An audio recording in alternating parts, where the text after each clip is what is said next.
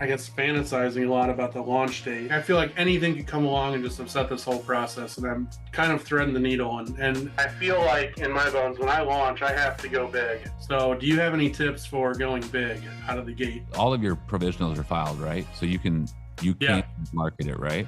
I'm on number 3. Yep. Matt, this kind of goes back to how we launched AccuBow. Remember those days? I don't think we had a product for months when we started marketing it and promoting it. Probably an entire year. You know, Matt, what is your thoughts on doing like something like a Kickstarter for something that Ryan's doing? I think there might be some restrictions against it because of the whole weapons policy. They're not QA friendly. Here's one thing I'll say, just taking a step back. Don't feel like you have to go big. I think there's advantages to going slower because you get to see how things are playing out and you can adjust. Some creators run into is that they get too big too fast and they can't keep up with the demands of their customers and people get pissed at them. There's advantages to not trying to become the next overnight viral thing. There's obviously advantages to doing that if you're prepared for it. But if you were going to try and, come out of the gates and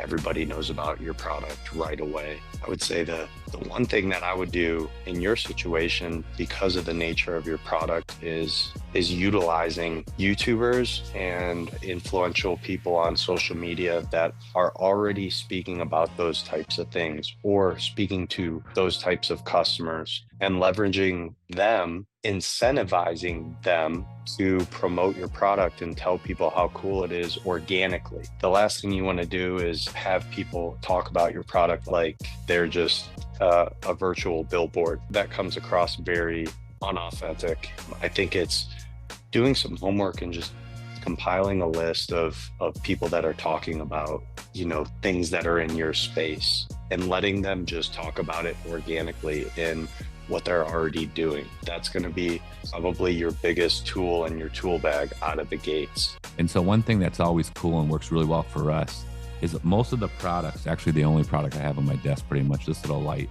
This is a brand new light that we're designing, right? This is a prototype. I showed this to Walmart probably 6 months ago. Right, before we had anything going on. And I did it in a way like, hey, this is brand new, never seen before. I want your feedback on it. What do you think? This is what blah, blah, blah. And it builds that excitement. And so if you come across as, you're an inventor, you're an enthusiast, you made something that you've always wanted, you've always needed, but there was just nothing on the market. I want you to tell me what your thought is. And build that excitement of like, they're almost part of like the inside. I think that would be a real good thing for you to focus on, Ryan.